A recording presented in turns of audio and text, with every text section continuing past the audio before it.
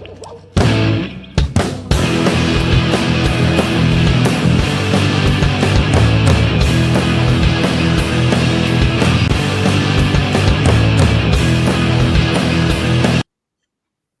do. So, hey, hello, welcome. It's episode 83 of the Brewgooders. I'm Colin. This is Jeff. We'll have Andrew who joins us a bit later in the show, for the usual beer and comics, TV, movie discussion stuff. So we're going to get straight into our guest this evening, who is a comics guest. He is a comics artist, writer, but he's probably better known for the other stuff that he does, and that he runs BHP Comics, which is a substantial publisher of comics and graphic novels in Scotland. And he is also the person that runs or organises, does all the behind-the-scenes stuff for Glasgow Comic Con, Rycon, and Edinburgh Comic Arts Festival. So that is Sha Nazir. So welcome, Sha. Hey, good evening. Thanks for having me on the show, guys. Hi, everyone. Well, yeah, it might be one at the moment, but hi, one. So, Sha, how the hell are you? It's been a wee while since I last saw you. Since we were at a Comic Con or any kind of event together. How's lockdown been for you? It has. It's been. It's been. It's been, I think, pretty much the standard conversation everyone has. It's been a challenge, and I think having small kids, it's always going to be tough. So the first lockdown was a culture shock, I think, for everybody. So that was a culture shock for me and my wife, and having to do all the homeschooling and having to do pure sort of just making it up as you go along, homeschooling without support, whilst also having a small baby as well. So that was pretty tricky. It was quite interesting watching your Twitter feed over the last year, which swings between kind of business stuff and looking after kids and homeschooling and you rode that whole roller coaster that so many people have been through, compounded with having small kids. I mean, I think that's the thing, isn't it? I think it's like I'm sort of conscious of what I'm sort of talking about sometimes on Twitter. Sometimes I use it just to be silly, but I kind of also, I think it's a good reminder for people to know that your part of your limitation and your productivity is related to your family life as well, and what the things you can and can't do, and like my number one priority is not my business. It is my children first, and then building everything else around that. They're at the center, and then I have to make money to help look after them, and then I can do other stuff if I have time and I'm able to, So lockdown for us was really about how we manage them and how we get them to get some sort of normality in their little lives, and then that in turn was good for us because it helped us feel slightly more normal sometimes, because you create a routine. I think that's the great thing with having small people anyway, is that they love a routine. So if you can make a routine, then it's good for them and it's good for you. But it meant like a massive change in how I ran BHP, what we did with our live events, and the sort of my physical workload as well, and in terms of just my income, just how I make money and how I make a living and stuff. So I had to completely just kind of pivot and just kind of go back to the things that I used to do, how I used to make a living, which was, I worked in graphic design for a long time. So I just kind of went back and just kind of leaned in and just got some freelance gigs and just kind of worked from there and had a nice happy medium of doing some freelance gigs, some other little bits and pieces, and then just keeping everything else kind of ticking over, whilst figuring out how BHP was going to survive. I'm guessing that side of things, publishing comics, must have taken a bit of a hit. I mean, you certainly published several books in a year. So, what's your output been this past year? Really, we ended up in 2020 2020. It was 2020. It's 2021 what now. year are we Right? on now? I genuinely don't know anymore. It's terrible, isn't it? Right. In 2020, we ended up only publishing 2 books in the end, and that was we experimented with a D&D book, an RPG, a role playing game. Yes. Dungeons on a Dime, which we did the first volume for. And then we did a follow-up to the Frank Quitely art book, the drawings and sketches. We've done one with Charlie Adlard, who's kind of well known for, amongst your viewers, will be well known as the artist of The Walking Dead. So we those 2, and originally they were both meant to be out in the summer. They were pegged to come out for Glasgow Comic Con.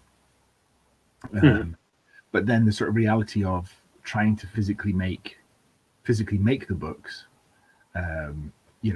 was hard, not just on my side, but in terms of the creators and their, not necessarily with Charlie, but with Tim, who was editing his book, with Charlie, just the physicality of trying to sustain his living, do other stuff. He's got his own publishing company, Soaring Penguin.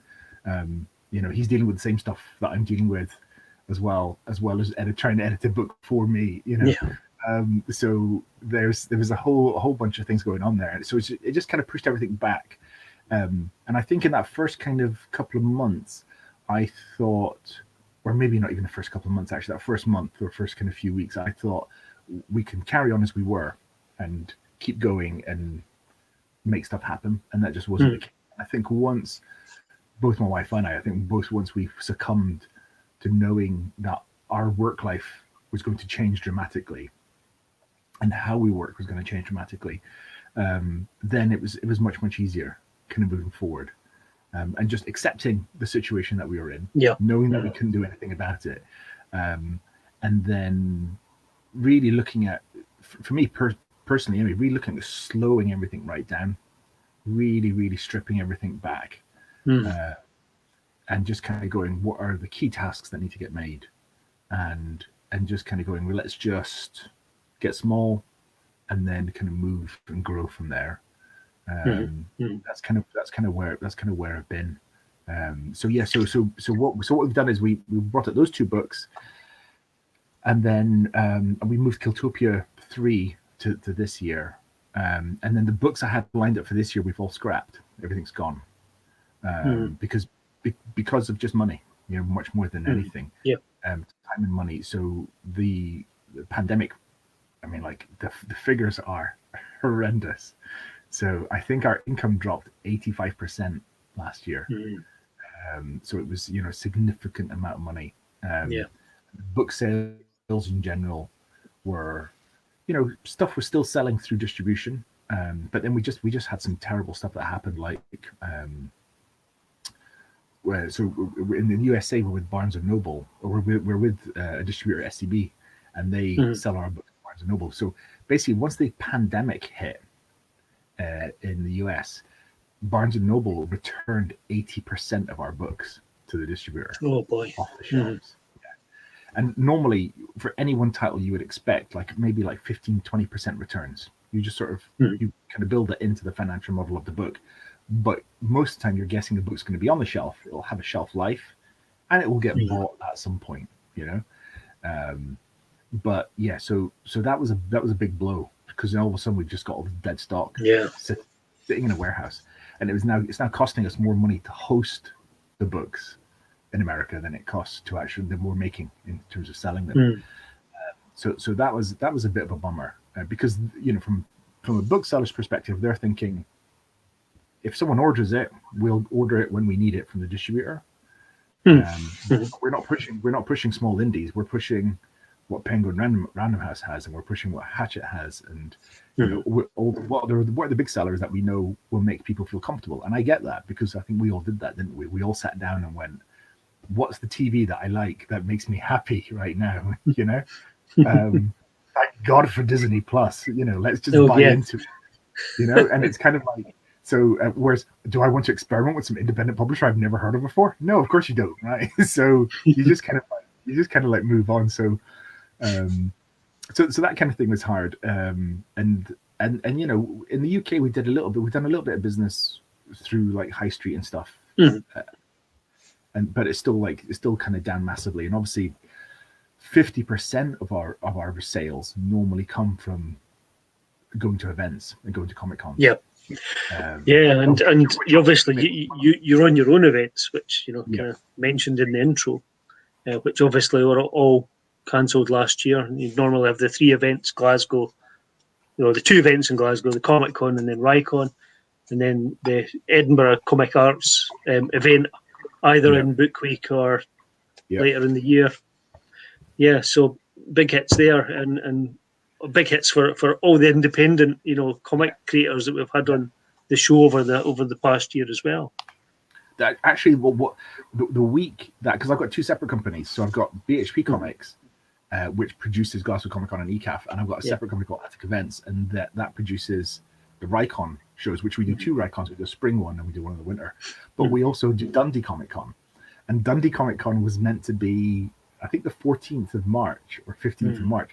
It was the Saturday before the lockdown, or before before everyone was like, I think the lockdown happened maybe like the week after, and it was the week before. So everyone was basically like, we're not going. Like all the exhibitors were like, I'm not going to go. I don't want to be there. And you're like, yeah, fair enough. We don't know what we're dealing with right now. So that was meant to be our first show in Dundee, and so that just kind of, just had to put that to the side. And the same with the rest. I mean, we've done a little bit of work for ECAF, the one that was part of the book festival. I had planned, actually, what I had planned to do was the one that we normally have in November. I actually moved. So the deal I had with the book festival last year was we were actually doing 2 shows back to back.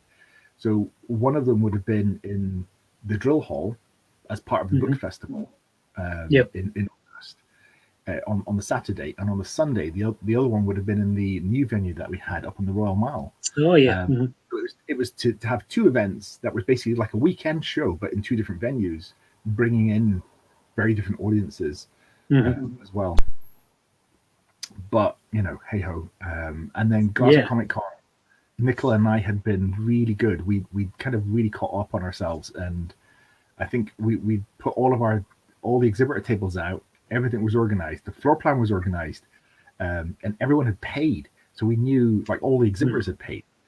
So we knew exactly where we kind of stood from that perspective, and which normally we've always got stragglers, or we're always a little bit behind, and we just but we were on it last year, and we just hadn't sold any. We hadn't started selling tickets, which I thank goodness we hadn't started selling tickets, because that's a whole other. It's just so much administration, Yeah, I'm sure. Thank you to all the exhibitors that just sort of said it's okay. We don't want our money back just now. Just hold on to it, because that just sort of saved us a lot of other time. There's a few people that need the money, and we had like a window, and then we paid them back their table money, and then every now and then someone gets in touch, and you're like, sure, if you need your money, we send it back to them. But it's kind of there, Why are Scotsmen afraid to grow their hair? Mark Avenett, the man's got far too much hair for his. Yeah, he's got enough hair to go around the 3 of us. Yeah, well, I say when I see you next time, Abbers, I'm gonna take your hair and I'm just gonna like comb it over, and I think that'll look nice and smart. And I'll be on the other side doing the same. On the other side, we'll have like 3. You have a middle parting. Mark, I'm going to be down in your neck of the woods soon after lockdown. I think end of July, August. So I'm expecting you to buy me a pint somewhere. Nice. So anyway, events cancelled, but you come up with a crazy idea of doing an online event. So tell us about Cloud Comic Con.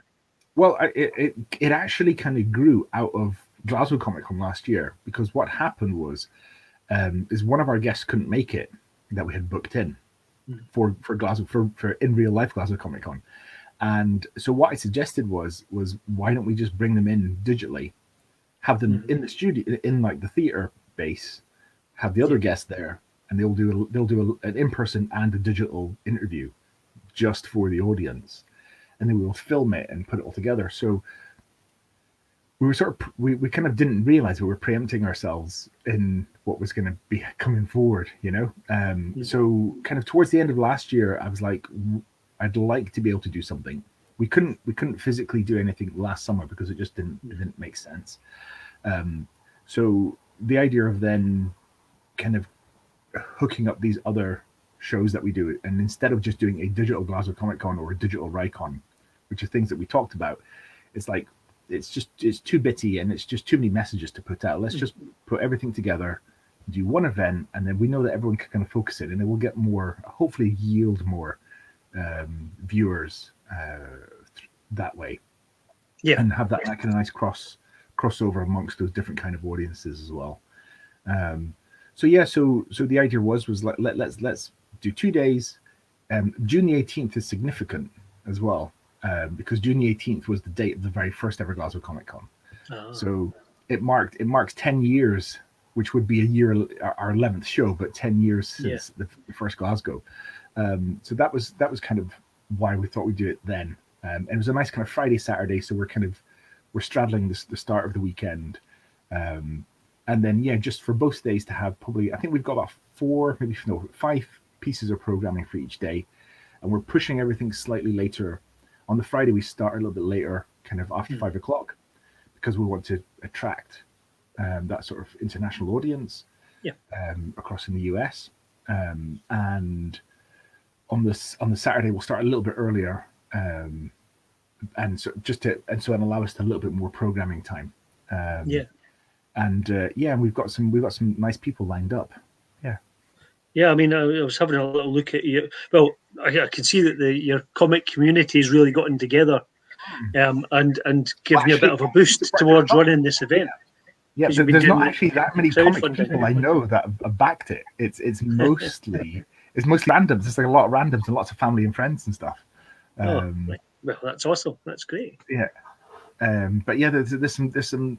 Yeah, so what happened was I was kind of planning on sort of producing something, and then someone had sort of pinged me and said, "Hey, look, there's this crowdfunder happening.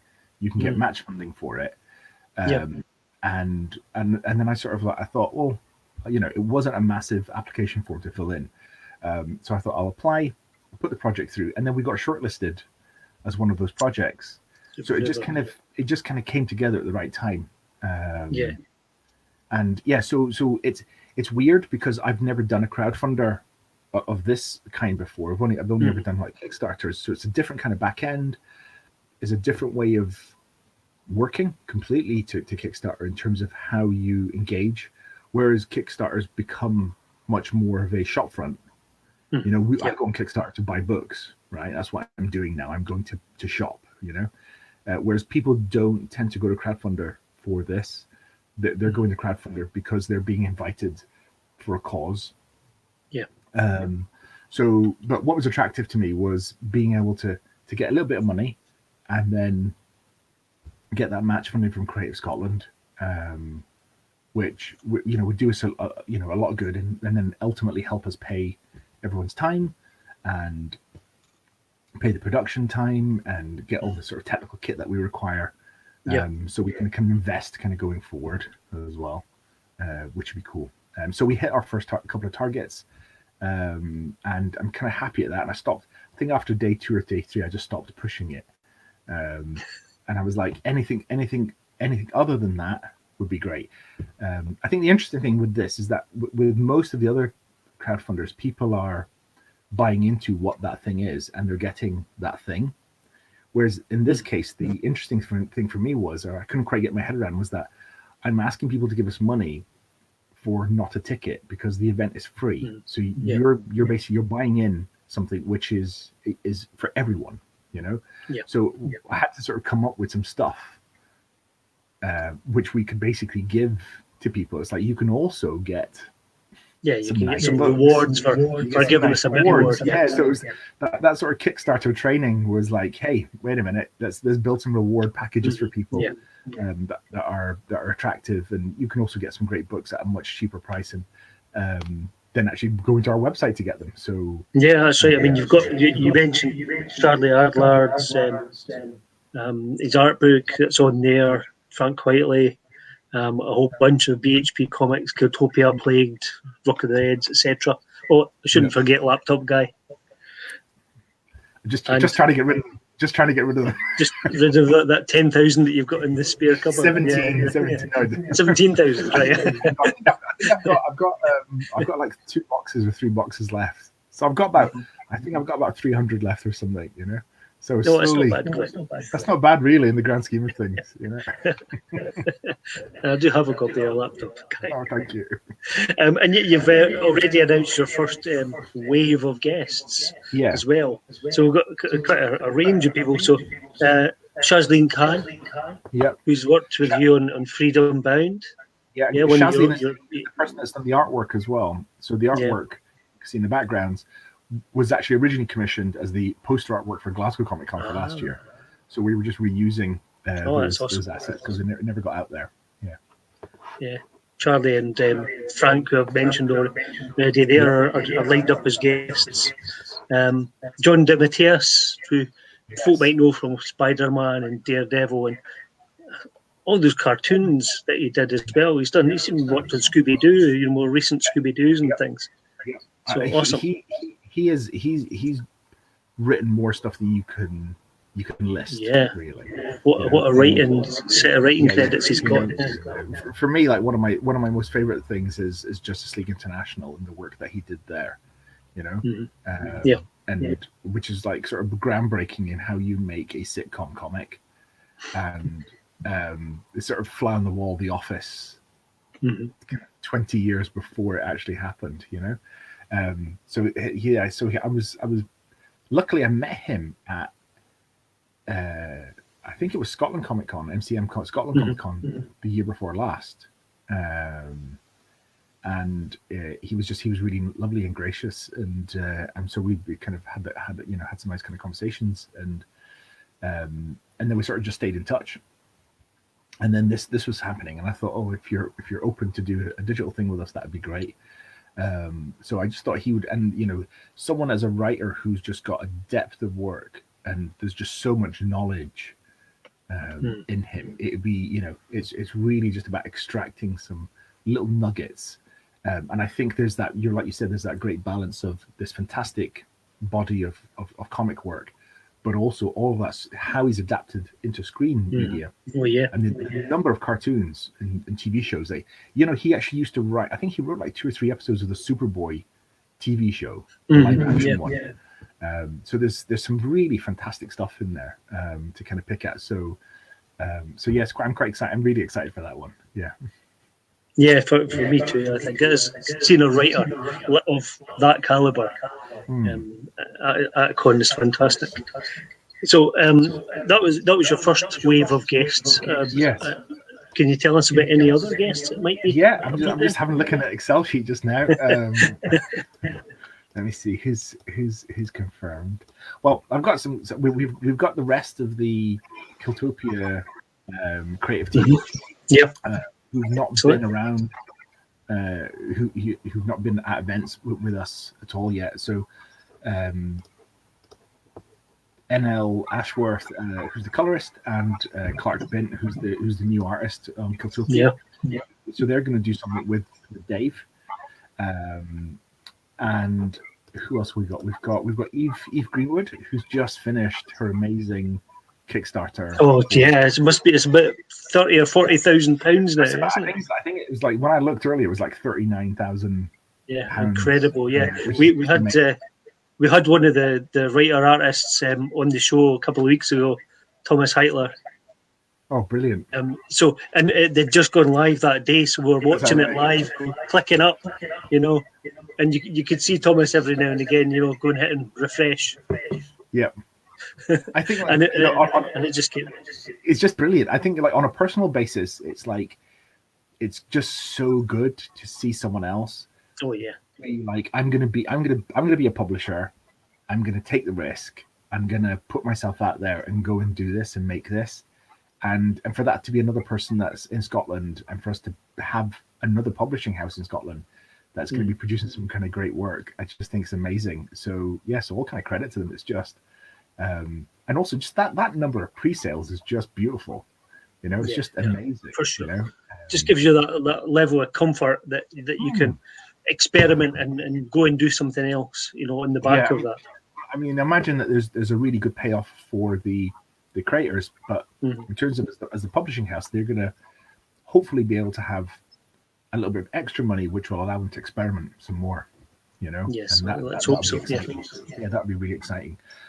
So yeah, we're going to bring in Eve and Harry Connor as well, who's known for a whole bunch of indie things, in particular like webcomics and stuff as well. Yeah. And then we're kind of going slightly off kilter, and we're bringing in Eric Stewart, who's a voice actor. Okay. So Eric's kind of really well known for, particularly like with our manga and anime fans, for like our Rykon fans. So Eric is really well known for doing like the voices in Pokemon and Yu-Gi-Oh! And like hundreds and hundreds of comics, hundreds of cartoons, voice acting in cartoons. So he's a great character, and so we're really pleased to have him on board. And who else can I let you know? I know who's a cool one is Heather Antos as well. Oh, really? Oh, wow. Yeah. So Heather Antos is who's an editor for Marvel and DC, and is the current editor.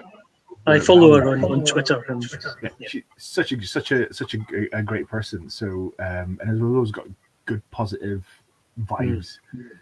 So I've actually got Heather hosting an event with Frank Quietly and another guest that is going to be announced later on. Superb. So I just think that kind of all about talking about cover art, and I just think they're really focusing on Frank Quietly's cover art and the other artists' cover art. I just think it's going to be a really nice piece of programming. So yeah. Oh, superb. Yeah, all these little tidbits for us, exciting stuff. Yeah, that's it. Sign me up, June 18th. Brilliant, thank you so much. Yeah, I think and for us, it's gonna, we're gonna experiment a little bit with how we do the presentation, and the way that we're kind of bringing in the kind of content. Some of it's going to be pre-recorded, some of it will be live. Just because we've got, I think in one case we've got people in 3 different time zones, all coming in to do one thing. So it gets kind of tricky to go live at that point without a lot more tech and people managing of course, the back end sort of stuff. How are people going to be able to access it? Is it a Zoom? Is it a Facebook? How is it? What's the technical side of it? Yeah, so I'm trying to think of how. I'm not the technical guy, so I've got Mark Boyle. He used to be with us at BHP, and David Bell, who's my business partner at Attic Events. The two of them are the techie guys. They're the sort of bones and Spock of the operation. So they're the two of them. I hope they're not watching. So the two of them are going to be organizing it all. But yeah, we're going to be using. I think we're going to be using Zoom, but we're going to be platforming everything through YouTube Live. So everything will be lined up to run through our YouTube channel. Oh, I see. Yeah. And it all goes through there. But yeah, he's gonna do all the dressing and stuff, and we're gonna have a lot of like screen dressing, and we're gonna have like live links to stuff and all that kind of thing, as well as the sort of the chat things that people can see. So what we're hoping for is a kind of a nice kind of interactive experience, as well as then having some assets which will be able people will be able to watch again later on. Yeah, superb. So quite a mixture there, whole range of guests. Awesome. Sounds great. And lots of names that people will know as well. So super duper. And the other thing that I forgot to actually tell you is we are going to be opening up we're doing a virtual exhibitors hall as well. Or in a virtual artist alley. So we're really pushing that, and we'll be taking sort of opening applications relatively soon, to be able to sort of start getting people on board and be able to get everyone's data on board. David Bell is watching me.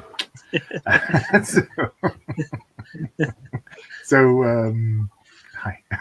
So that I think that'll be exciting as well. And it's hard because I know that I've spoken to a bunch of different people about how they've interacted with stuff, and it's hard just trying to come up with a way which is fair at displaying information that allows people to kind of have this kind of open kind of portal. There's lots of other ways, little ways of experimenting with it, but We just need it to be as clear and precise and straightforward, so people can look and click. Browse and click. That's what you want. Superb. Superb. Thank you. Yeah. Well, Sha, thanks so much for coming on the show. We'll kind of be segueing into our next part of the show.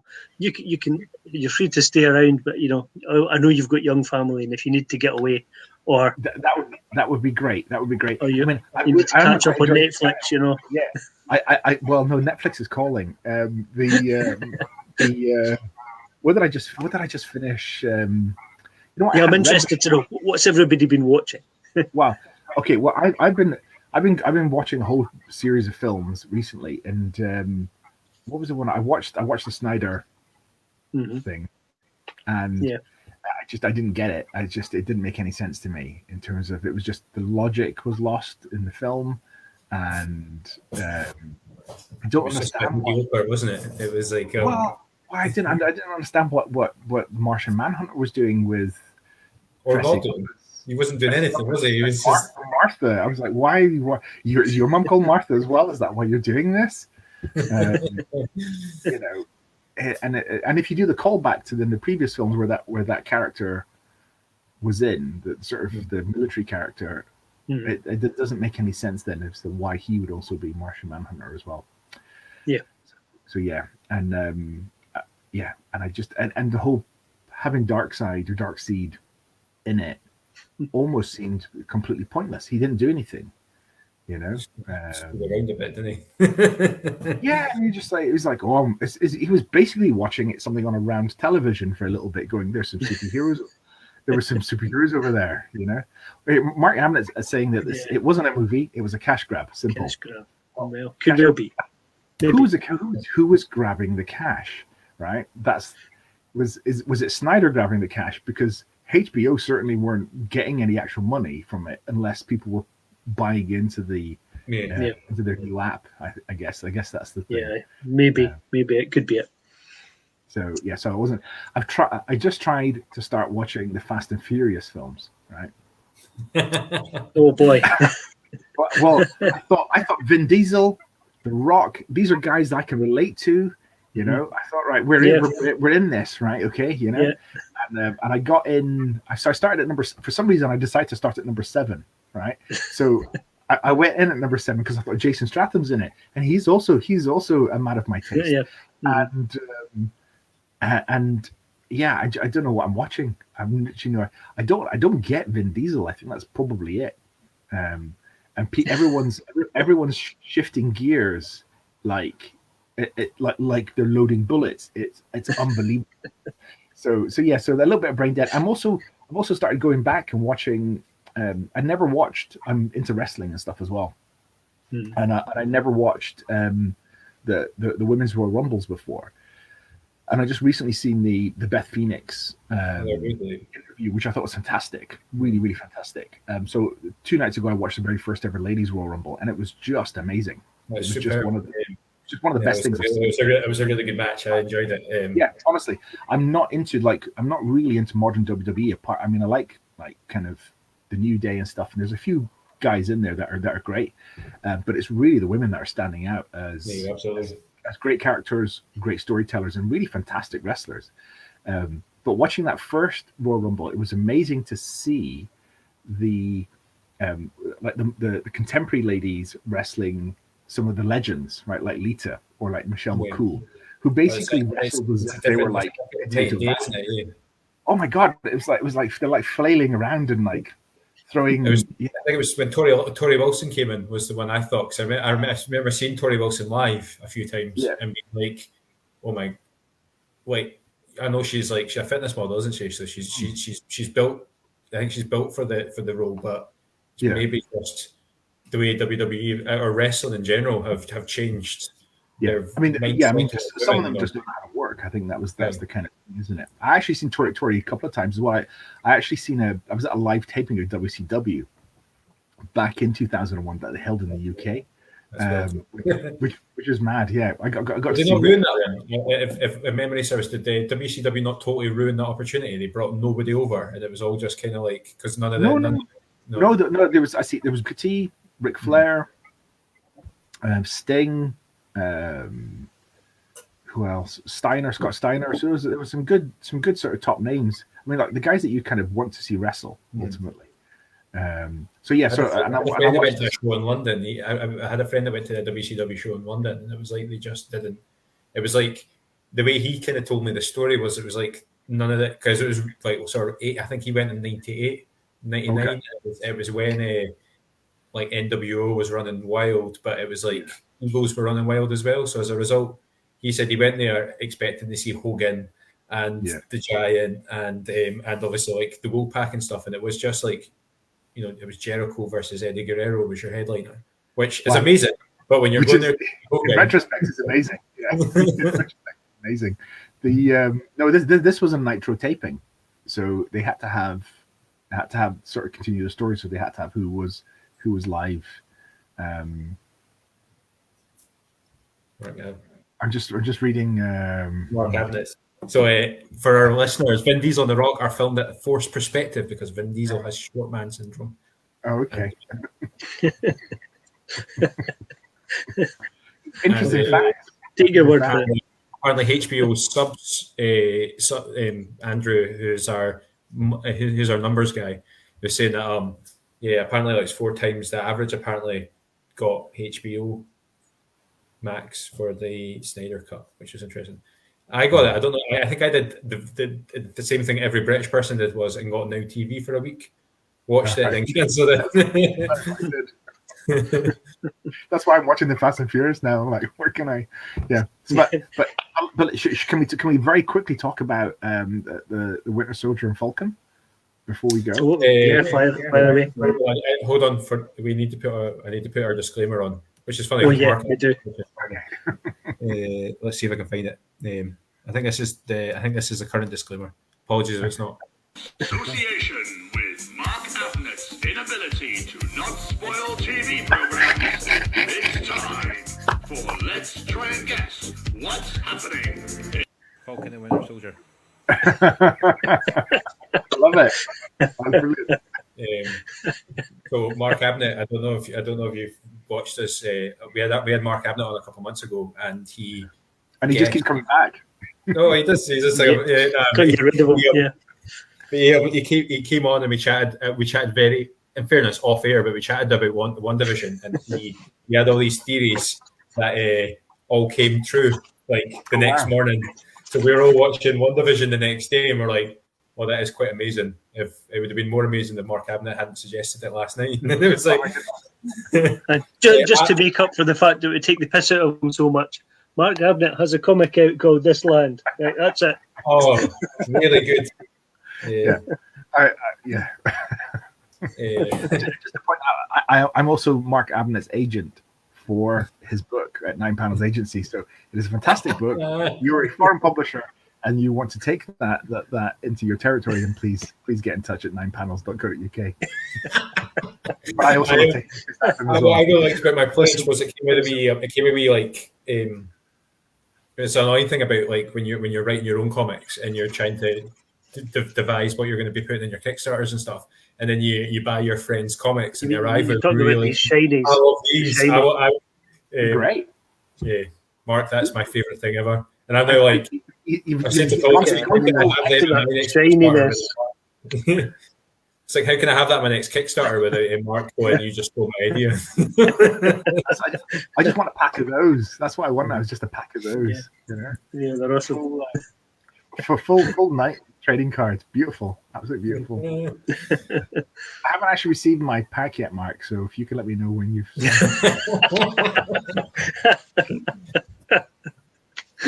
Oh, nice one.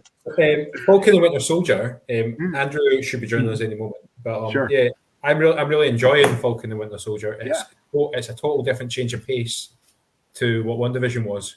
It's not as intriguing, but it's good fun. So can I just say, guys, I've not watched it. What I'm doing is I'm building up the storyline from just tweets. So I'm just imagining in my head as people live tweet it every Friday.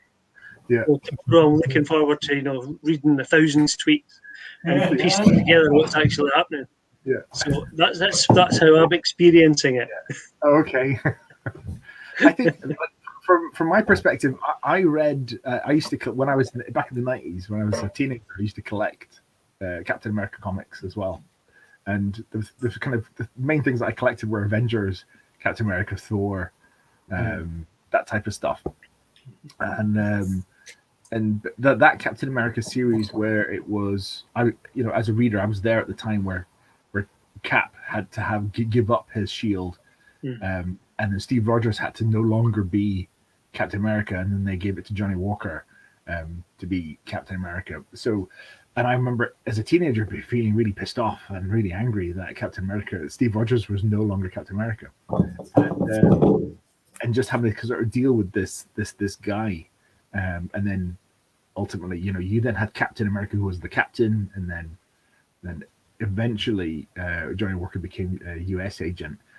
So it's kind of nice to kind of, obviously we know Steve's, I'll come back to Steve in a second, right? But it's kind of nice to know that, like, dealing with like Falcon and Winter Soldier, that there's a real parallel to some of the content, how they're marrying some of those storylines that were happening in the comics, and they're sort of bringing forward.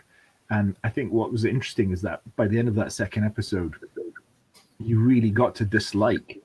Hey Andrew, you got to really, really dislike Captain America, or not the new Captain America, pretty quickly. Yeah. He sort of showed his true colors, and I think that's what's going to be really interesting to sort of see the thread of how Falcon and Winter Soldier continue to deal with it as him, and with Battlestar to a lesser extent, and also the whole other super soldier stories that happened, and how Walker becomes more of how he turns into US agent, how he becomes this guy that they ultimately have to battle against. Sha, thank you so much for clearing something up for me, because as I was saying, I've been watching the tweets rather than watching the show. And last week I couldn't understand why everybody was talking about Falcon and Winter Soldier, and then suddenly they were talking about a brand of well-known Scottish whiskey. I just couldn't get it. What's Johnny Walker got to do with it? So John Walker, he takes over from Cap in the comics. He was a super patriot before then. That was his original name. There you go. Yeah, he was super patriot, and then he became Captain America, US agent, and then he ultimately sort of became a kind of good guy, but he was like an anti-hero almost. He was Stone Cold Steve Austin before Stone Cold Steve Austin, all right, and then he then joined like the West Coast Avengers, and then he was in Force Works, which was basically still the West Coast Avengers, but he was in that whole sort of world with like War Machine and at the time Scarlet Witch and all those kind of guys.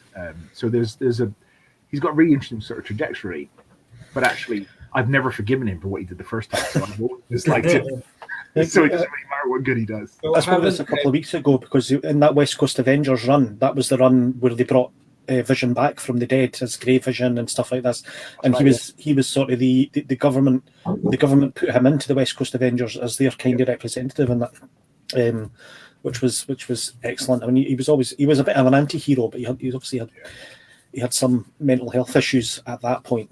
But I think ultimately he redeemed himself. So I was going to say that. See these characters. My understanding of the Johnny Walker character is that he does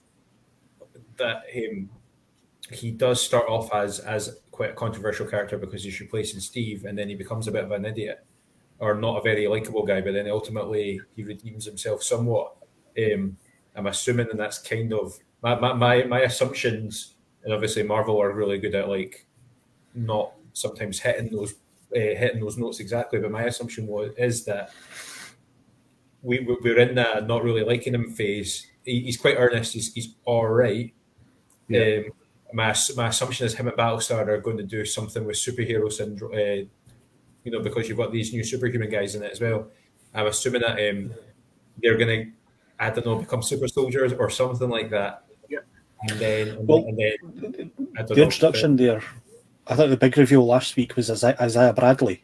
who was kind of retconned in the early 2000s when they talked about the super soldier serum.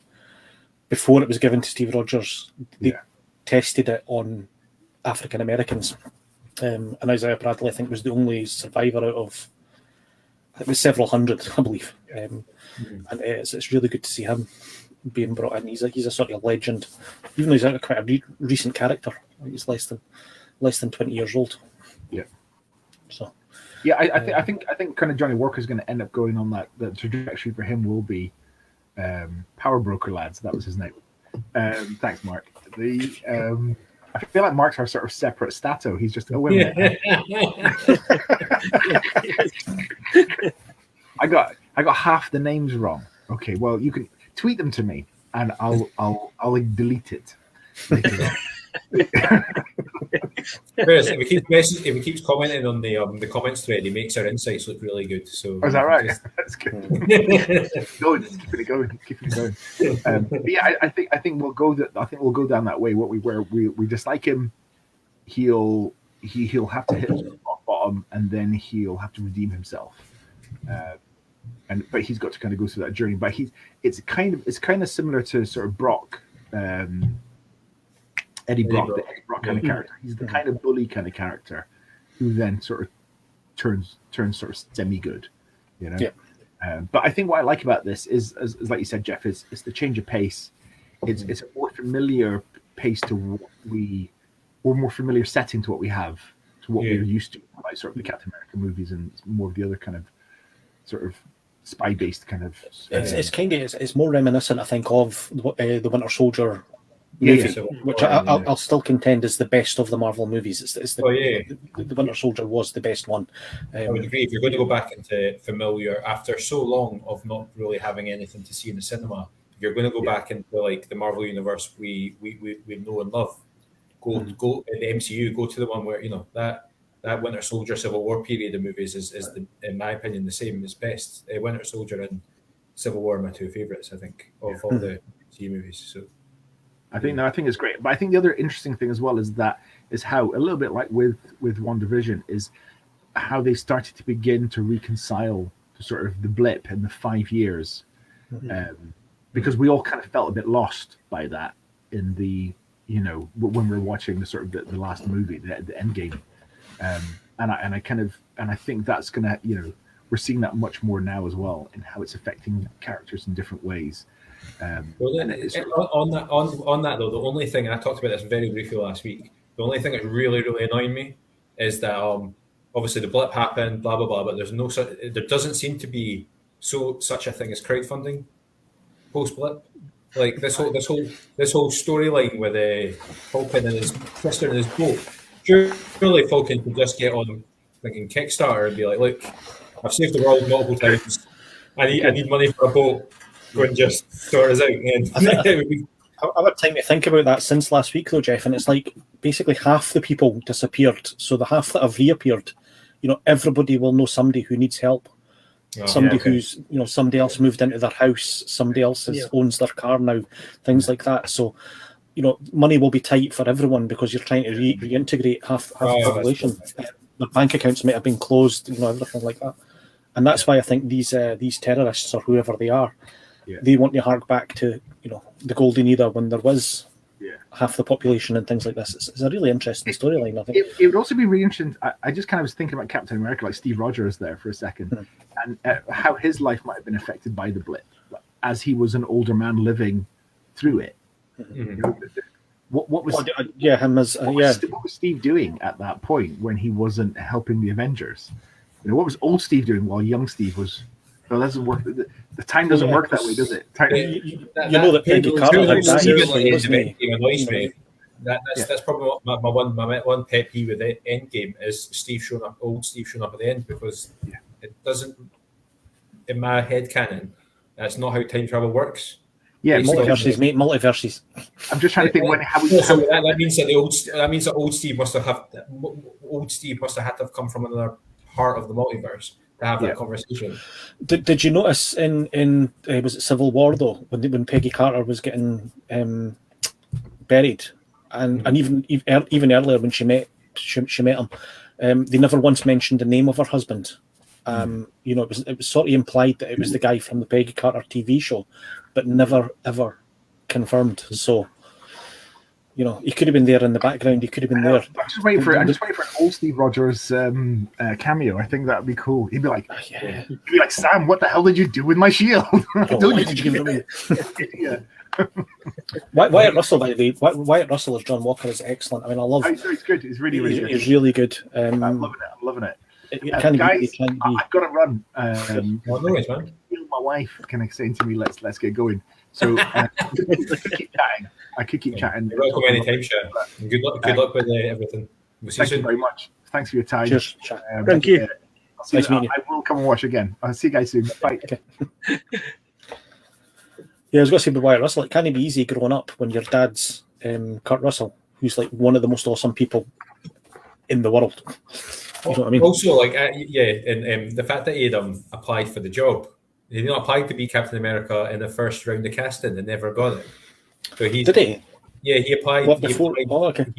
I think he auditioned for it when Chris Evans got the role initially. Right. He applied for a job in Marvel, not got it.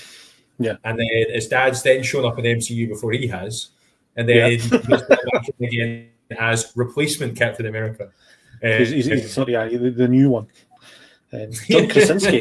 John Krasinski applied for that as well, and he's hot odds-on favourite to be Reed Richards.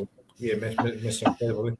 The guy from Peggy Carter appeared in Agents of S.H.I.E.L.D. season 5. I didn't watch season 5 of that, Mark. I think you're talking about the guy with the limp that everyone thought was going to be her. Yeah. Nobody watched season 5. Is that what you're saying? I didn't watch it. I watched season 1 and it was like everyone's like, oh no, season 2 and 3 and 4. It was like season 3 is apparently supposed to be amazing, but I'm like, yeah, but I couldn't get through season 1, so why would I do that to myself? I understand that.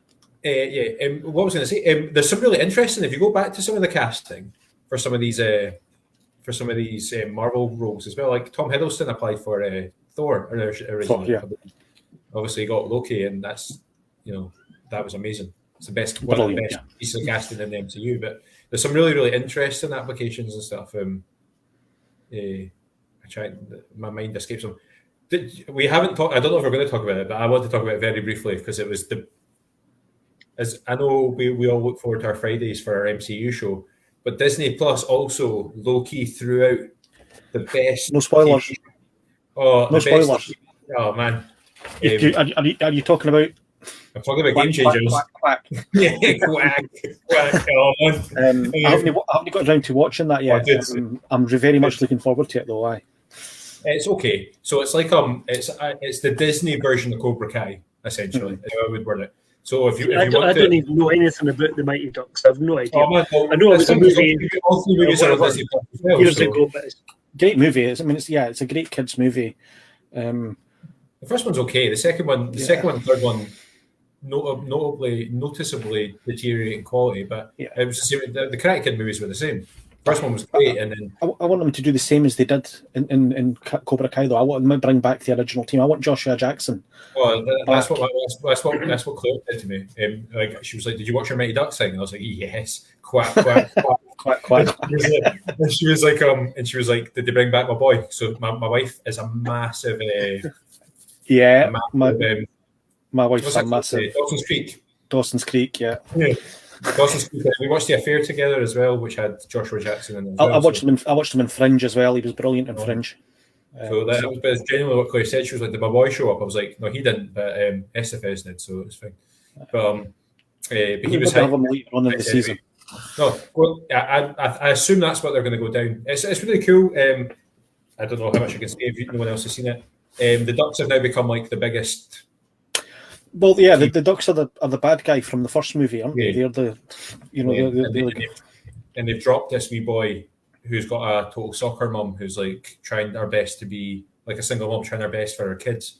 They drop the wee boy from the Ducks team because he's not good enough. So she wants to form a team that's based around like desire and what folk wanting to play, but not maybe being given the opportunity. So basically, a losers team. It's the first movie all over again, isn't it? It's the first movie, which is it's interesting. That's good. I really enjoyed it. It's the Disney equivalent of Cobra Kai, is how I would name it. So like take it for that what you will. One of my favourite things about Cobra Kai is a lot of the swearing's quite funny. I really like how brutally on PC Johnny is sometimes.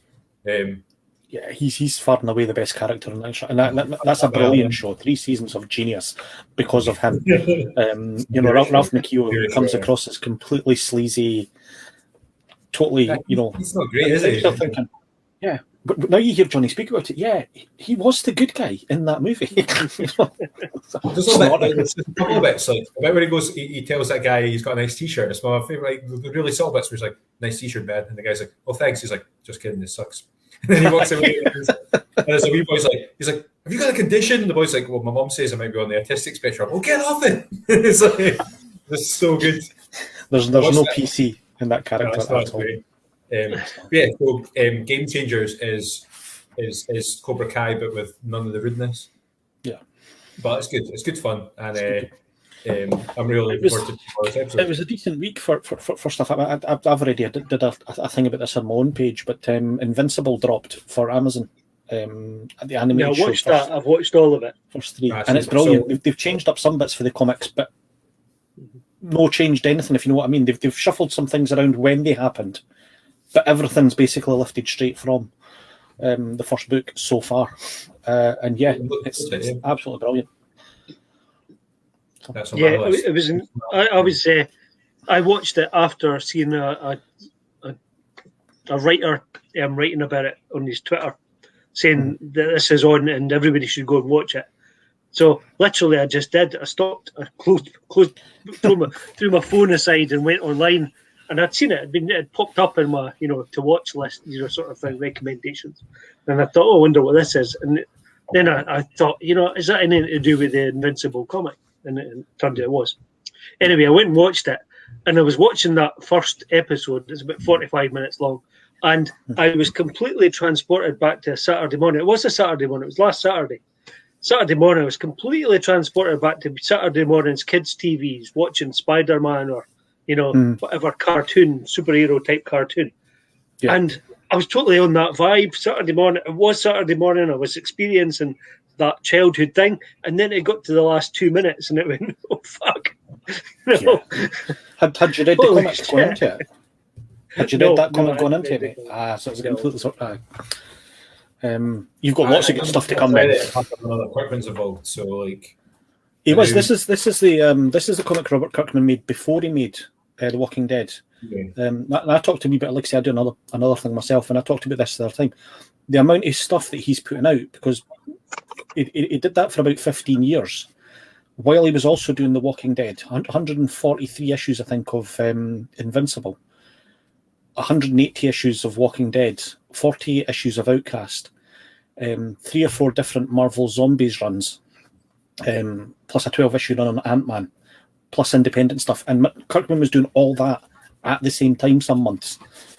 It's just, you guys create comics, and you think, so how would you like to create, an issue of 3 different ongoing comics plus a couple of things in 1 month? No idea.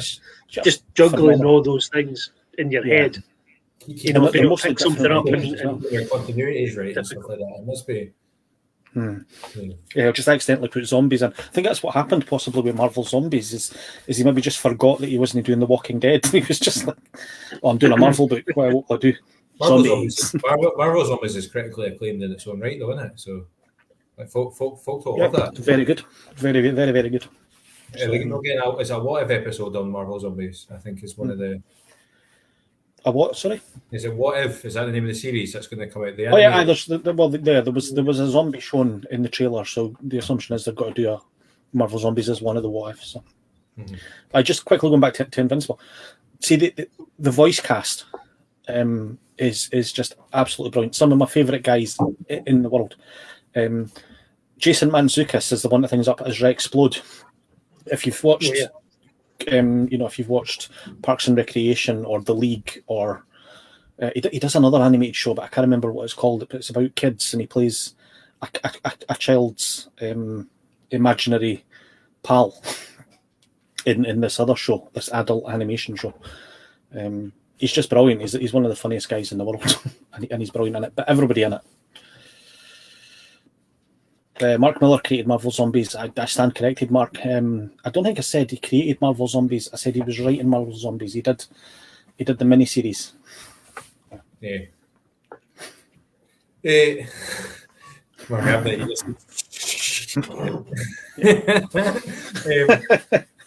just Invincibles is on my Invincibles on my watch list. Just we've been really lucky with TV the last couple of weeks, I think. So yeah, I'm still working through Justified. I'm hugely loving it. And I need to see, like, you know, the guy that's in Justified. Is it a Timothy Olyphant? Yeah. I've never seen him do anything of value, but Justified's the only thing in this. Justified's the only thing in the CV that I've not seen. So actually, and everybody says, "Oh, you watch Justified." It makes up for it. He was in a program he's in a film I watched called I Am Number 4, which was horrendous. Okay, yeah, that was a young adult book based on. So I know the greatest. But he was in Deadwood, and Deadwood is. Deadwood's up there with Sopranos and things like that. One of the best shows ever made. Deadwood's absolutely good. And he was also in one. He was in a zombie one, where his wife was Drew Barrymore, and Drew Barrymore was the zombie. Oh, yeah, that's the one that's on the. Is it like? It's like a black comedy, isn't it? Yeah, it's a dark comedy. She becomes a zombie, but they're still trying to live their normal sort of suburban life, and they do it by just like finding criminals and killing them and putting them in the freezer and things like that. It's hilarious. You're okay, Mark? No problem. For those that don't know what's going on, Mark Abnett is chatting away in the chatting away in our comments feed. I'm going to go back and re-listen to myself, because see if I did say that Kirkman created Marvel Zombies, I'm going to feel like a complete fool now. What's everyone drinking? Has everyone got beer? I have, yeah. I've got beer. I did a wee trip to Lidl's today. Where's Lidl? Oh, Lidl's in Kirkcaldy. I've got Steam Brew, which is an IPA. It's not I've very seen it, but never had it. It's a bit bland, to be honest with you. It's not got as much flavour. Like I was hoping, an IPA usually gets a bit of boot, so it's not got an awful lot of flavour. So I've got Talking Head next, which was another. I like Talking Head because they're like my favourite band, or one of. So yeah. Cool. That's an alright one. Two that I picked up at Lidl's for. Well, doing that has done something. You've gone all. Yeah. Hold on, Andrew. You've gone all weird. Yeah, I'm doing my camera, mate. You have no eyes. You've gone. I've not had that much to drink, but you're really bloody. It should bring in. Hold on a second. Yeah, because your camera is very good quality normally. There we go. I've been drinking this. What's that? Unbranded. No label. I went to. Did you make it? I spent most of this week. A large portions of this week delivering beer to our guests for our event that we're hosting this weekend, and my last stop was today, and I went down to Steve Hope down in Brewshed Brewing, who are also one of our brewers for our event, and as I handed his beer over to him, he was like, "He just gave me this." It was like, "Here, take one of them. It's my friend's homebrew." It's just like, okay. It was really better. I really enjoyed it, and I have moved on to this, which I think is one of my new favourite beers, and you guys will get to taste it tomorrow night. And anyone else that's taking part tomorrow night, it's called La Seine. It's a Belgian IPA from Brewshed, and I got an extra couple on top of our order, so I've been enjoying them, and they're it's really nice. I've got my beers. Good to look forward to that one. Ready for tomorrow. I'll chill them down before tomorrow. But yeah, I was speaking to Steve as well. So like today, and also me and Colin mentioned it very briefly this week about making sure our beers were in order. Because originally I was going to go. I was originally going to do it brewer to brewer and go right. We'll start with Brewshed and then we'll move on to Cool and then we'll do Beef. But actually, I think if we did it that way, the last brewer would be like we'd all be Hullet. So. You're gonna do I'm wondering if anybody listening in is coming to our show tomorrow. Is anybody here tonight that is coming along, apart from us, obviously? Santa Clarita Diet. You're absolutely spot on again. Mark Abnett coming in there helping us out. It's actually really nice this week going around and actually chatting to folk. And one of the lads I spoke to yesterday, I dropped off some beer in Kinghorn yesterday, and the lad I dropped off with, apologies, I've not got my list of names with me. He was like, "Oh, what a coincidence, Jeff! What a coincidence, Jeff! I'm listening to you the now." So, wow. That was in your backbeat. I dropped off Andrew's beers the other day, and I used an old bag for life, which had a Teenage Mutant Ninja Turtle mask in it. So. Well, that's awesome. Let me show you the beer I've got, guys. Martin's 96 excited for tomorrow. What's your beer, Colin? Sorry. Oh, hi, Martin. Nice to see you, mate. I got a Brew Republic box a while ago now, probably about a month ago, and this was in it. Viking Holiday, a pale ale with that Kvike Norwegian yeast in it, so it's kind of quite a hoppy pale ale. They're merging more and more within what we like. I remember it's interesting that that's a sort of beer type that we're seeing more of in the last wee while. Like it wasn't. Yeah, certainly. I think I know you had one, Andrew, a couple of weeks back with Kvike in it, and so did you, Jeff, a few weeks before that. And I think the first one we had was sometime last year, middle of last year. Is it just a new one up somewhere? Is it just a new brewery, or is it a new? No, it's the yeast. It's the yeast they're using. It's come out of Norway, and apparently it's kind of a yeast that like folk used to just grow at home, for their own home brew. And it's certainly taken off, but it speeds up the brewing process.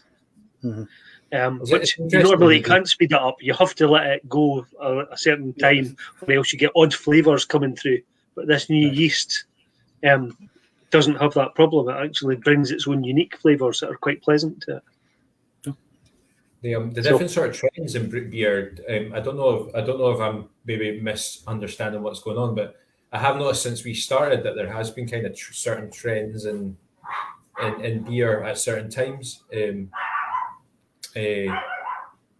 Somebody opened the front door and the dogs are barking. Sorry.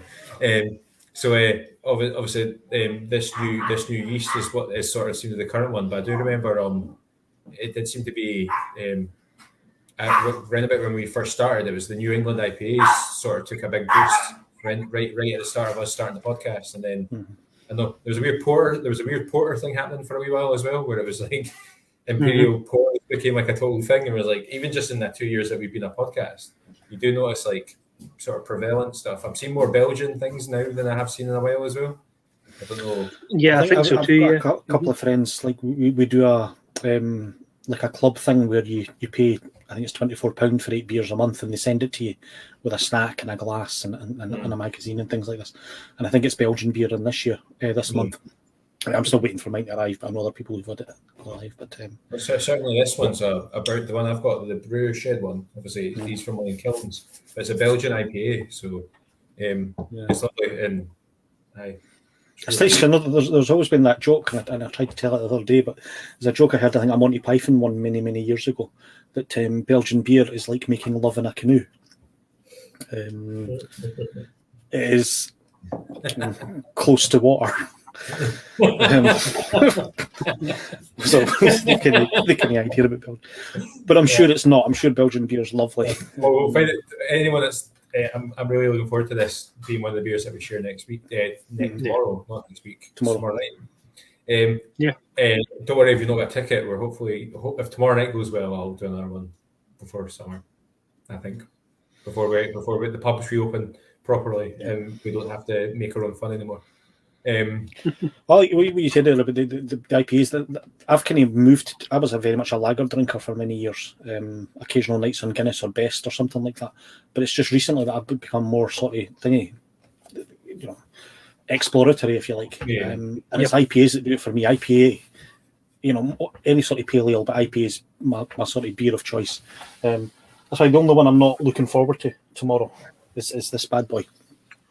Oh, that's beautiful, man. Bruce Haven's lovely. I'm not a big fan of cold coffee, and I'm not a big fan of Like I drink Guinness, but apart from that, I'm not a big fan of porter. That's an alright one. That's going to be one of the first ones. The one I'm actually good. I'll be able to get the taste out then. I deliberately picked and asked the brewers for the 6 beers we've got because they are quite varied, but they're also really they're a couple of the beers are ones that mean quite a lot to the podcast or have done. So like obviously the 80s revival, the cool one that was Colin's beer of the year, the first year that we were a podcast, and the Dance Monkey was probably my number 2 favorite beer of every beer I drank last year. To the point that I bought Colin one for our last podcast of the year in the hope that he would share my opinion, and it would be that one's like I don't know what's happened. If memory serves, Dance Monkey is only usually about 6.1, 6.2%, and that one's a 7.2. All right. So, all right. Okay. It'll be a good night tomorrow. No, there's some really good ones. The Bruce Haven's really good. The Last Sen one. It's funny you say about like when you become more exploratory, you find your own beers and stuff. Like New England IPAs, I think NIPAs are the beers of all beer that I'm like. That's probably if like Claire was to go, I want to buy you a beer, but I don't know what. I would like just if it says New England IPA on the side or NIPA, that's your go-to. And the Emperor's New Clothes, one that's behind that's in that list for tomorrow night. Cool's Cool Brewing. That's awesome.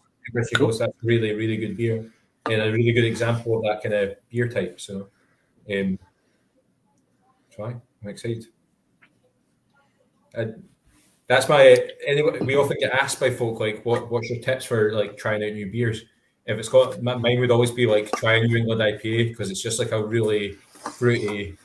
It's a really fruity beer that like I think most people don't realise that you can do that with beer. So just I think actually if it's a beer, try it.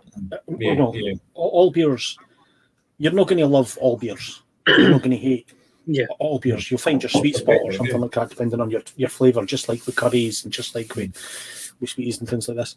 But I've never drank a beer and thought, that's it, I'm never drinking beer again. That's disgusting or something like that. Every beer's got something. Even the ones that I've only given like 4 out of 10 on on the page and things like that. They've all had something which has made you think. Yeah. And even though you might not like it might have a good purpose. So just as an example, tomorrow night, I've got a can of Foster's at the ready, just as a palate cleanser between beers. I loved your video a couple of weeks ago there, Jeff. That was quite good. My palate cleansers for tomorrow. I've got some Bud Lights. I honestly, what I've just said. I've walked away from every beer, and I've never thought that beer is disgusting. I'm never drinking it again. And then you've just waved Bud Light in front of me, and that gave me the worst hangover. And it's supposed to be alcohol, alcohol-free. I had 4 cans of it or 5 cans of it one night, and I was absolutely sick as a dog the following day, and I blamed it on, whatever they do to it to make it low alcohol. I mean, if you love it. So you haven't tried Tennant's. We're from Scotland. We've all tried Tennant's. Tennant's is absolutely rank rotten. It's not even good enough to be a palate cleanser. No. My wife shops next to a pub that me and my wife are really, really friendly with the bar staff. She the Monarch Bar in Dunfermline, and they're my wife's landlady. They own the building that my wife shops in. So we're in there quite a lot, and they've invited us up as soon as like the pub reopens because they've got they're a Tennant's pub, but they've got the is it Drygate, which are the sort of craft beer style brewery alongside. They've invited us up there to once a month to try their new taps every time they get a new craft Drygate in. Cool. But yeah, you're right. Nice. Tennant's is rank, but their Drygate side project is actually really outstanding. They do like is it Beerface Lager? It's called Beerface Lager is pretty good. Yeah, it's really nice. It's like a lager hybrid. Glad Eye's quite nice. Yeah, they've been trying that for decades. They tried it in the 1990s. They did like a flat lager that was kind of halfway between a lager and a beer. It poured like a best, but it was light like a lager, and it was just bizarre. I worked in a hotel at the time, in Edinburgh, the Harp Hotel in Corstorphine Road, St John's Road, even at Corstorphine. They sold so much tenants in there, they didn't even get it in barrels. It came in like these things that they used to deliver petrol. And genuinely, the hotel had a tank in the cellar, and they would just plug a thing in and thingy into it. Otherwise, you would have been up, like on a Saturday night, you would have been up and down changing the barrel of the tenants every 15, 20 minutes or something. That's outstanding. There's a couple of breweries. There was one in Glasgow, or there was not one sort of Haymarket way that the rumour was that they had a pipe that went straight from I'm going to have to dig that rumour out. But there was a rumour that one of the pubs in sort of Haymarket / Fountain Bridge area had like a pipe that ran directly to the, what was that, McEwen? That was in Haymarket. That was the Bellhaven Brewery. It was off the back at Fountain Bridge, where the cinema and everything like that is now. Tankers. Cruiserweiss is still sold in tankers in Scotland. So Mark's just giving us some. Mark works in brewing, so like so I'll await his explanation of what he just said. Tankers. That's the thing. Tankers. That's what they delivered the tenants in. Like a big tanker lorry. What before we tie things up, what sort of comics should we be looking at for this week, Andrew? A couple of new releases this week. My pick for this week, if you're going to pick up a comic and you want it to go up again, as always, is an Image comic. This week's big sell is Shadecraft. It's like a sort of, again, it's a new number one.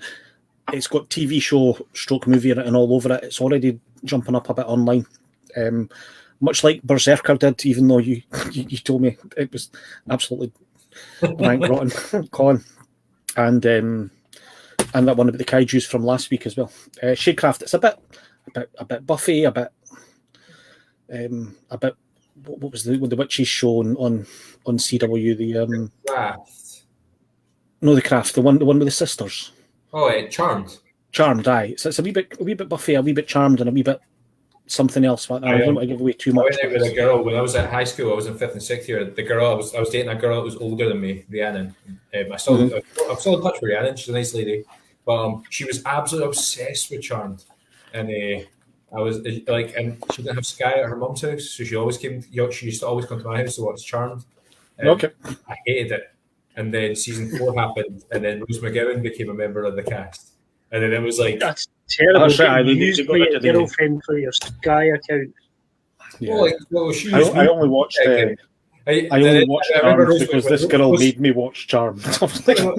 When Rose McGowan happened, and then all of a sudden, Jeff. They did a reboot of it, I think, a year or two ago. I'm not sure if it caught on, but there was a reboot. So, the one other big release this week was the return of Silk, and I've got some mad variant covers going on with that. We've got Scotty Young there. Yes, that she's coming back. I've just finished the most recent run of Agents of Atlas. Agents of Atlas is excellent, aye. Yeah, some good first appearances in that as well. So, a couple of new number ones this week. The return of one of the greatest characters in comics. This isn't it though, but Man Thing coming back. Oh yeah, Marvel Swamp Thing. Man Thing was created 2 years before Swamp Thing. And this is another one of those instances where people are like, it's just a blatant rip-off and stuff like that, but it's no. Did you ever see the Man Thing? We've got some zombie action going on. And you've got Red Guardian there, who's character. This might even be John Walker. Appearance in the MCU, don't we? Yeah, we've got to see him in Black Widow. So, and this is the one I'm most excited for. We're getting the return of. I've gone again. No, I think you're just in root things in this. What it does, it's like an automatic filter. Okay, is that Black? It's Captain Britain, isn't it? He's one of the Black. That's his axe he's holding. Sometimes called Stormbreaker. Oh, Peter Abel. Peter Abel. Again, we await his arrival into the MCU. as well as technically, you've seen his face. Oh yeah, he was one of the champions in the Ragnarok, wasn't he? The big statue thing. He was one of the champions of that, along with the Hulk and stuff like this. So yeah, he's got his number 1 out this week. So yeah, again, quite a quiet week this week. Very Bill though. I've heard Mark got it before you did. Is Barry Bill not going to be in? He's been announced as appearing in one of the up. Is he going to be in either? It'd have to be Thor: Love and Thunder. I think he's going to be Thor: Love and Thunder. Wasn't he going to be in one of the cartoon ones? He's been possibly. Maybe What If? He's in World War Hulk, but I know that's not technically part of the. If you watch, I don't know if it's still on Netflix, but the animated. I was going to say it's a while since I read that comic, but I kind of remember him being in. It's the animated because it's the gladiatorial fight between Hulk and it's Better Bill's the champion. That's right, because they couldn't. There's been 3 different versions of that because they didn't have the rights to the Silver Surfer, so that was, and it should have been Silver Surfer he was fighting in the original comic, and then I think in Planet Hulk they couldn't use Silver Surfer either because Sony owned the Fantastic Four rights to that character, so they used Better Bill. Or Better Able. I look forward to there's a really nice twist in. I have to say this as well. He's an absolute form there. Mark's corrected you again. It wasn't World War Hulk. That was Planet Hulk. Yeah, World War Hulk was after he came back to Earth. Yeah, that's right. Fair enough. And tried to get his Yeah, you are absolutely right. I apologize. There was a really cool War of the Realms, which was like the big Marvel cross promotional event a couple of years ago. They didn't bring Better Bill into that, and I thought they were gonna because there was a bit towards the end, and I think that they might steal this idea for Love and Thunder in some capacity, whereas basically the baddie of the piece was like, right, Thor, I've created this force field around Stonehenge, and like only Thor can join me. So he's like, if Thor doesn't fight me, the universe will end. But like Thor recognized that if he went in alone, he would die because there was so much shite happening within the force field. So what he did was he traveled the multiverse and grabbed loads of different Thors. So when he eventually went in with Jane Foster. So he had like Thor, the War Thor. He had like an old like Odin Thor version of himself, and he also with a metal arm. Yeah, and he had like a pre-worthy Thor as well, where it was like the tall dashing, golden locked Thor. Yeah. But there was the bet, so I hope they do something like that. I was hoping Better Bill would be part of that sort of because he was Thor technically for a while, but then there was it did make up for it at the end of that comic. And a panel that we've used in our podcast quite a lot is when a sort of pre-worthy Thor speaks to the old Odin Thor and is like, "Is the world really going to be this shit?" And then Odin Thor's like, "Don't worry though, man, because you're about to enter what's going to be known historically as the golden age of craft beer." It's like, right. That's brilliant. So we were like, Thor Kens. That's it. We need to find that single panel. That's going to be it. Somewhere. And Colin, I photographed it, and Colin shared it about a wee bit. But it was like Thor Kens. Thor knows. It's the golden age. I was saying the other day, it's the golden age of fantasy and sci-fi and comics on TV and things like this, and the golden age of craft beer. It's not a bad time to be alive. The whole rest of the world's gone to shit. But yeah. When it comes to sci-fi and on TV and craft beer, we're doing pretty good. We're doing pretty well. Yeah, the Romans called it beer and circus, didn't they? Like, it's like, Jeff's getting raging. Let's fucking put strawberry donuts in his IPA. That's fine. It's a really good beer, by the way. I think of that. I've still got a can in my fridge, which has been there for a while now, of eggnog ale. Oh yeah. And I'm just not touching it, and it goes out. Just if you want it, anybody who wants it, drop me a line. You'll be able to pick it up at the shop from Tuesday when I'm back in there. Free eggnog ale to the first person who comes back. Who wants it? Who wants it? Who can handle I'm still it? not touching that. It's like egg and nog. It's egg and what's an eggnog? Egg, obviously, and rum and the egg and like No idea what they put in it. I've never touched it's it. Egg yolk, I think, and Yeah, it is. It makes it yellow. Yeah, it's not for me. Yeah, and pure ethanol. Yeah. No, they used to sell it. You used to be able to buy bottles of fundamentally eggnog. Yeah, you can. Yeah, you can get it. It's called. You get warning stuff. Yeah, which is rum and egg or something. Yeah, it's not for me. Or else. Just is there anything else to want to blather about before we call it quits? Hey, I read a comic this week, and excellent. You guys are sitting down, eh? You guys are sitting down. Yeah. I read Spider-Man. I read a superhero comic. Now, but this is a special one, right? This is Amazing Spider-Man first web. So Colin has had to leave us just now because he's let us down by. Did you just cut him off? Yeah, cut him off. Sorry, Colin. Well, he cut himself off there. I'll have to wait until he comes back in. Oh, he's actually gone now. Yeah, he'll come back in. I don't think he realised I did that on purpose. Oh, right. Have you actually been reading anything this week? I'm still reading. Like I was talking last week about. I bought the first 3 Rivers of London books, and I loved them so much that I've went and bought all the rest. So I'm still working through the 1, 2, 3, 4, 5, 8 Rivers of London novels now, and I'm still loving them. The only thing is, it's getting a wee bit confusing because I'm reading the prose novel at the same time. Usually I can read a comic and a book at the same time, but because it's the same characters doing different things, sometimes I'm reading in my bed at night. Colin's commented that you've been so mean cutting him off. Well, come back on. Hopefully you're coming back on. I was joking. I actually just removed you. I just removed you from the bubble. I'll put you back in and you disappeared.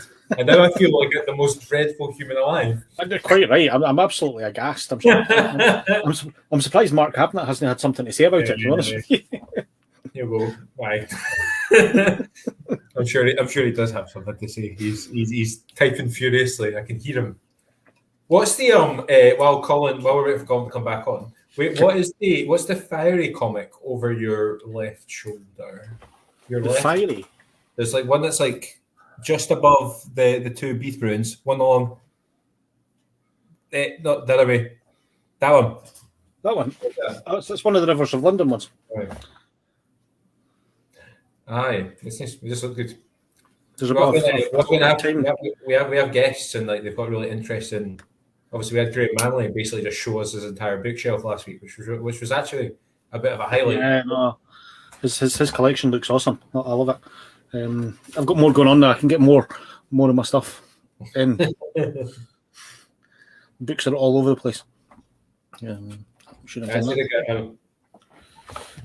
remove Colin. I actually think Colin might have done that thing where he's like, actually, you've given me an excuse to go to the toilet. He's not coming back on again. Mark Habnett was behind it. Yeah, we're just playing Mark Habnett. Yeah, Mark Habnett was responsible for everything. It's fucking banging on but I'm dying to hear now about this Spider-Man comic. Yeah, I know. I'd say. You're gonna have to go straight from here and apologise. You know that. I know. I'm actually gonna have to issue an apology. What else has been happening? There's been massive news. It's been a massive week of news for things. I don't know if you've thinking like this. Not only are we getting 3 Game of Thrones spin-off TV shows, but Game of Thrones, and this wasn't even today. This was 3 or 4 days ago. I first heard about this. Game of Thrones has been adapted as a Broadway musical. Yeah, I know. They did a joke about this on Comic Relief a couple of years ago with the guy from Coldplay doing the songs and things like this, and it was actually quite funny. But somebody's obviously seen it and thought that's a bloody good idea. Actually, it's a Broadway show. I don't know if it's a musical or if it's just a theatre show, but I know they did Spider-Man before, and it was an absolute disaster. Oh, which is a shame because actually that a Spider-Man Broadway show, I remember hearing about that and being like, oh, my wife loves musicals, I hate them. I was like, that's actually maybe quite decent middle ground, you know? Mm-hmm. I think it was absolutely canned. I think somebody almost died. think one of the Spider-Man actors fell from a harness or something. Man or men. Yeah, one of the Spider-Men. Yeah. So that's the big news. I'm that one guy. Every group of friends has one guy that's not seen Game of Thrones, and it's unfortunately me. Yeah. Just never like. It was just totally missed the hype of it all. Yeah, I don't know how you could have missed the hype. It was absolutely everywhere. No, things like that and Lost and things like that became part of the psyche. If the last season wasn't great, it wasn't where I wanted it to go out. But as a TV thing, it was absolutely phenomenal. It was, the effects, the characterization of the characters, everything was brilliant. And the only reason it failed so badly at the end is because the author of the books hasn't got his finger out to fucking finish them. Oh, sorry, that's my language. So they had to work from clip notes and things like that. But yeah, you should absolutely watch it. I'll give you the. I've got the first 3 seasons. It's all there. It's all there. I've got all 7 seasons here kicking about somewhere. It's on Sky. Yeah, if you've got Sky. I went to see the Axis of Awesome about 5 or 6 years ago, and they made the big joke about how folk used to get. They had a song called "I Read the Fucking Book." I think it's what it's called. The song, yeah. and just the running joke was like, it's like a freestyle rap. It's like you sit there and moan about having to wait 6 months anyway. 13 fucking years. By the way, yeah, it was 10 years between books like 4 and 5. Yeah. No, 3 and 4. Let's see. No, 4 and 5, and it's now been like 11 years since 5 came out. It doesn't need to work anymore. The program's been so successful. Like probably gets so much royalties. Probably, aye. But like since I read the first book, I got married. I had a kid. The kid's grown up. He's in his 3rd year at university in Stirling. No, since I've been reading this series. If you're watching, George, for fuck's sake, write the rest of the book. Jesus. George isn't watching this. If George might be watching, you know. I think Colin's watching us. I messaged Colin to say like I was joking. Like I actually just think he's Colin's always telling us that the show runs too long. I think it's probably even worse since I started coming on and extending it out. Not at all. Okay, so I think we're blithering away. I think we stalled for about 3 minutes there to no avail. We're going to have a feature next week called Spider Colin, and it'll just be about Colin talking about his Spider-Man reintegration. I'll bring in my favourite Spider-Man. I'll bring in my favourite Commando books. An ode to Colin next week. Yeah. I'm hoping to have in the next couple of days. Obviously, the event has to happen first. I'm hoping by Saturday night that we should be able to share the beer tasting session. I think I can record it, so I might record it, edit it, and put it up so folk can laugh. We're doing that on Zoom, is it? It's all happening on Zoom. If you're a listener, if you're one of the folk listening that's wondering what the heck's going on, anybody that's bought a ticket for tomorrow night, I will send an email out in the morning that's got a link to the Zoom, but it's also got a link to all the comics. We've got some amazing comics, which are all worth the price of the ticket alone. And I thank you to everybody. We should also have, I'm hoping, depends how drunk we get, but David Crana, who is one of the comic writers, is joining us on the call tomorrow night, so that'll be quite good. As a participant, so he'll be drinking. Like I might spring on him to blather about his comic for 5 minutes, but I might wait till the end, till he's proper drunk and can't really explain it, which will be quite funny. So that'll hopefully, if anyone wants to find out what the debauchery and the nonsense of our beer tastings like, it'll be up, and then you'll see. Depending on how it goes, we might do another one. So cool. We'll offer as many folk. I'm looking forward to it immensely. 8 o'clock tomorrow, isn't it? 8 o'clock for those that are 8 o'clock. I'll be on the Zoom from about 7:30. So are you putting the link for the Zoom, or are you sending it out to everyone individually? I'll send it out to those who have bought a ticket. Yeah, it's exclusive. But yeah, I'll share the video up on Saturday. For anybody that was wondering what the chat was about. Thank you to Colin. Thank you to Sha. Thank you to everybody for joining us. Thank you, Andrew, for popping in. I think Colin took the excuse. That was my favourite. Yeah, Colin, to go away. Often when we come off the phone call, Colin disappears like straight away because I think he just took the opportunity to do that there now. That was hilarious. Cheers, and we'll see everybody next week. Cheers, guys, and we'll see some of you tomorrow.